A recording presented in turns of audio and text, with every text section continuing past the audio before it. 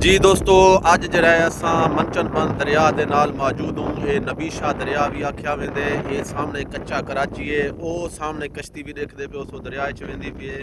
ते अज जरा मेरे नाल रैस तारिक मामून साहब मौजूद हैं। असां आए से इत्थां घूमण वास्ते, विजिट करने वास्ते। ये सामने CCD का अपना चौकी है जरा जेरे तामीर है, इहदा काम थेंदा पे। ते ये मंचन दरिया है, दरिया सिंध का जरा सैलाब आया हा, इत्थों सैलाब गुजरते गया। इत्थां काफ़ी जरा असां पहले भी आया से कवरेज के दौरान इत्थां वीडियो वगैरह बना गया से। तो अज मेरे नाल जरा रैस तारिक साहब मौजूद हैं। इन्हें करे पुछ दूँ आज क्या महसूस करेंदे पे कच्चा कराची दे विच खड़ते। जी सर, अज दसे सो अपने ख्यालात दे इजहार किवें लगदा पे था? अस्सलाम वालेकुम यार, असां इत्थां आए से कारी साहिब असां जुमा मस्जिद है ते फौतगी थी गई दुआ पढ़ण वास्ते आए से ते सब अंदाज़ा करना हा कि असां कहिड़े इलाके च वेंदे पियूं। इत्थां आ ते असांखे पता लगे दस्सी न जावां कि असीं मंचन बंद है, ये दरिया है, अपना वो क्रिमिनल लोग जेह्ड़े शहद वगैरह वगैरह अपने दी जगह है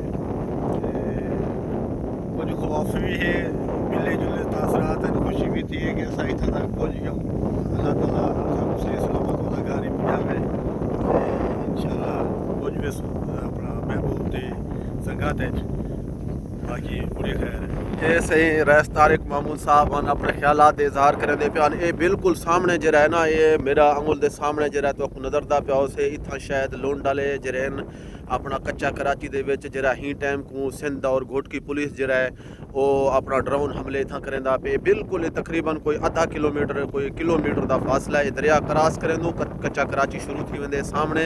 हुण ये धुंध जड़ा लगदा पे, धुंध की वजह कने ये जरा जजीरा है कराची कच्चे का ये नहीं नज़र आंदा पिया। लेकिन ये ना होया तो तकरीबन जरा है ना ये अपना ये जजीरा भी वीडियो दे विच लभ्या है।